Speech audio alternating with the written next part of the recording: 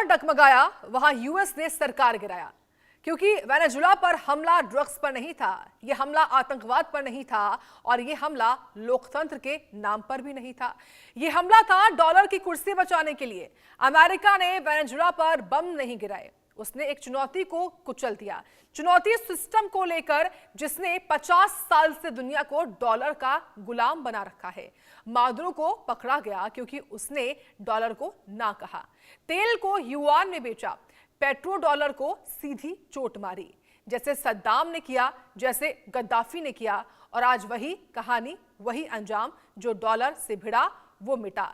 और उसकी बानगी लगातार देखने को मिल रही है। और ताजा उदाहरण इसका है वेनेजुला, जहां के राष्ट्रपति मादुरो को पहुंचकर अमेरिकी सैनिकों ने पकड़ लिया। लगभग इसमें 150 विमान लगे और उनको लेकर आया गया अमेरिका। बीते कल न्यूयॉर्क कोर्ट में पेश भी किया गया। लेकिन सबसे बड़ी बात यह कि जो दादागिरी लगातार दिखाते आए हैं राष्ट्रपति ट्रंप, लेकिन ये दादागिरी उनके ऊपर किस तरीके से भारी पड़ सकती है। हालांकि उनकी ओर से लगातार अब कई देश इस लिस्ट में आ चुके हैं। कोलंबिया क्यों ना हो, ग्रीनलैंड क्यों ना हो, हालांकि उसके अलग अलग कारण, अलग अलग वजहें उनकी ओर से दी जाती हैं। और इसी पर आज करेंगे हम खास चर्चा भी। और इस वक्त चाहे क्योंकि ये पहली दफा तो नहीं हुआ, मादुरो को जिस तरीके से किडनैप किया गया, डिटेन किया गया, ये पहली बार नहीं हुआ है। लेकिन इससे पहले भी अलग अलग एग्जाम्पल जो है वो इतिहास में रहे हैं, जो राष्ट्रपति ट्रंप या यूं कहूं कि अमेरिका की ओर से किए गए हैं। करेंगे चर्चा और खास मेहमान जुड़ चुके हैं। आकाश जिंदल हैं, अर्थशास्त्री हैं, बहुत स्वागत है आपका। साथ ही एम के अग्रवाल जी हैं, बहुत स्वागत है आपका इंडिया न्यूज पर। आकाश जी, सबसे पहले आप ही के पास आऊंगी और बताइए क्या लगता है आपको, तमाम तरह से जिस तरीके से डॉलर जिन जिन देशों में गिरा है, क्योंकि इसका जो लेटेस्ट एग्जांपल है वो तो वेनेजुला है, क्योंकि वेनेजुला में दुनिया का सबसे ज्यादा तेल भंडार है। और यही वजह रही कि राष्ट्रपति ट्रंप लगातार इसको अपने निशाने पर ले भी रहे थे। जहां डॉलर गिरा वहां पर उन्होंने हमला बोला, निशाने पर लिया। क्या कहेंगे आप? देखिए, यूएस ने जिस तरह की स्ट्रेटेजी अपनाई है पिछले 70 सालों में सारी दुनिया के सामने क्लियर है।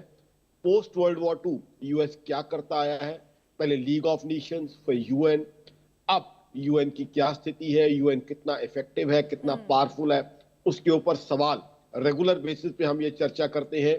और यूएस की स्ट्रेटजीज पे अक्सर क्वेश्चन मार्क लगते हैं। लेकिन मैं एक चीज बता दूं, अब ये चीजें ज्यादा लंबी चलने वाली नहीं है। ग्लोबल इकोनॉमी में अब फेरबदल हो रहा है। जिस तरीके से यूएस काम करता था वो चीजें लंबी चलने वाली नहीं है। दुनिया के सामने बहुत चीजों की क्लैरिटी आ चुकी है। अब यूएस की इकोनॉमी का आपको बताऊं, यूएस की इकोनॉमी, रशिया यूक्रेन वॉर छिड़ी, रशिया यूक्रेन वॉर के बाद बहुत से सवाल खड़े किए गए, कौन इसके पीछे था, क्या इसका कारण था, नाटो के पीछे कौन था, नाटो का कोई एक्शन ना लेने के पीछे कौन था। लेकिन रशिया यूक्रेन वॉर का इंपैक्ट क्या हुआ, यूएस की economy 2 quarter negative GDP growth Russia Ukraine war start होने के बाद हुई। उसके बाद क्या हुआ यूएस की इकोनॉमी में, यूएस की इकोनॉमी में दर्शकों को बता दूं एक कॉन्सेप्ट है डेट सीलिंग, कि यूएस इतना कर्जा ले सकता है। उस डेट सीलिंग को सस्पेंड करना पड़ा ताकि उससे ज्यादा कर्जा लिया जा सके। और यूएस दुनिया की जो बहुत बड़ी, बहुत अजीम शान इकोनॉमी लगता है, पिछले 19 साल से लगातार डेफिसिट में, डेफिसिट दर्शकों को बता दूं घाटे में चल रही है इकोनॉमी। उनके खर्चे कम है, खर्चे ज्यादा है, कमाई कम है। अभी तो शटडाउन भी हो गया था।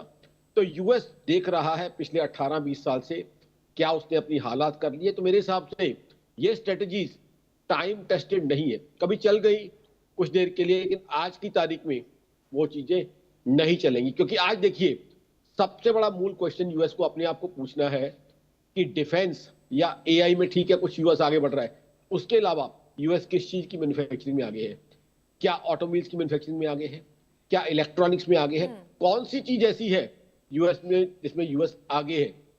तो यूएस को अपने आप को सवाल पूछना है। अभी डोनाल्ड ट्रंप ने सबसे पहले क्या अपनाया, सबसे पहले टैरिफ की स्ट्रेटजी उन्होंने अपनाई। टैरिफ की स्ट्रेटजी क्लियरली ग्लोबल फॉर्म में माना जाता है। वो एक ऐसी सिचुएशन हुई जिसका यूएस को नुकसान ही नुकसान हुआ। अल्टीमेटली टैरिफ के बाद यूएस ने क्या पाया, इन्फ्लेशन, अनएम्प्लॉयमेंट। वो इकोनॉमी जो रोल मॉडल इकोनॉमी मानी जाती थी अपने लोगों को रोजगार नहीं दे पा रही है, इन्फ्लेशन बढ़ी हुई है, प्रोटेस्ट हो रहे हैं। तो ऑल ऑफ अ सडन एक नई स्ट्रेटजी बनाई गई। ऐसे कर लेते हैं, ये चीज कर लेते हैं। लीग ऑफ नेशंस थी पहले, अब यूएन बना, उसकी आपने इंपॉर्टेंस खत्म करने का पूरा प्लान कर लिया। लेकिन अब आपने दुनिया में क्या ट्रेंड शुरू कर दिया? क्या इसके बाद यूएस को पता नहीं है चाइना का क्या एक्ट होगा? क्या चाइना इसके बाद खामोश बैठेगा? चाइना जिस चीज पे नजरें गड़ाए बहुत सालों से बैठा है, क्या चाइना वो एक्ट नहीं करेगा? तो यूएस को क्या इससे फायदा होगा, क्या इससे नुकसान होगा, यूएस को दिख रहा है। मेरे हिसाब से यूएस जो कर रहा है डोनाल्ड ट्रंप साहब के आने के बाद, डेस्परेट अटेम्प्ट्स हैं, डेस्परेट अटेम्प्ट्स हैं। ये यूएस की इकोनॉमी को इस्टेब्लिश करने में या यूएस की इकोनॉमी का वर्चस्व काम करने में ये अटेम्प्ट्स उसको हेल्प नहीं करेंगी। हाँ, एक ग्लोबल बुली के रूप में यूएस अपने आप को पेश कर रहा है, वो चीज हो जाएगी स्टैब्लिश, बट क्या यूएस वही इमेज अपनी दुनिया में चाहता है? इसी तरीके से अपनी इकोनॉमिक प्रवास, इकोनॉमिक सुपीरियरिटी दुनिया को दिखाएगा? तो कहीं ना कहीं सवालिया निशान मैं ही नहीं, ग्लोबल फॉर्म में मैं कई ग्लोबल चैनल्स का, कई ग्लोबल शोज का हिस्सा रहा हूं। जब से सैटरडे को ये अनएक्सपेक्टेड चीज हुई, देखिए सबने सोचा था कि वेनेजुएला के ऊपर एक्शन होगा, everybody thought, everybody knew that होगा, लेकिन किस तरह का एक्शन किया गया, बिल्कुल किस निश्चित तरह तौर का पर ये वो जो बात एक्शन आपने कही है एक्चुअली किया गया ग्लोबल है। बुली जो बताया है, ये साफ दर्शाता कि अमेरिका दादागिरी कर रहा है। इस चर्चा में इस वक्त डॉक्टर शरद कोहली भी जुड़ गए हैं, जो कि अर्थशास्त्री हैं। कोहली जी, बहुत स्वागत है आपका इंडिया न्यूज पर। और सवाल यही है होगा मेरा आपसे, अगर कोई देश अपनी करेंसी में कारोबार करना चाहेगा तो क्या उसका अंजाम वेनेजुएला की तरह ही होगा? आप कैसे देखते हैं इसको? नमस्कार साक्षी, आपको और इंडिया न्यूज के सभी दर्शकों को, मेरे सह पैनलिस्ट को भी। मुझे लगता है अमेरिका अपनी, एक अंग्रेजी में हम बोलते हैं रेसिपी फॉर डिजास्टर, ये वो रेसिपी फॉर डिजास्टर इस समय बुन रहा है। और क्षमा करें, डोनाल्ड ट्रंप साहब वो धमकियां दे दे के और इस प्रकार की हरकतें कर करके दुनिया को वापस 19वीं शताब्दी में, जब कॉलोनियलिज्म हुआ करता था, यानी कि जब ब्रिटिशर्स ने दुनिया पे जाके अपना मुझे कब्जा किया आपको करता रोकना था, पड़ रहा मेक्सिको है हो। कोहली जी, क्योंकि इसी बीच एक बड़ी खबर सामने आ रही है, और बड़ी खबर ये कि जेएनयू में पीएम मोदी के खिलाफ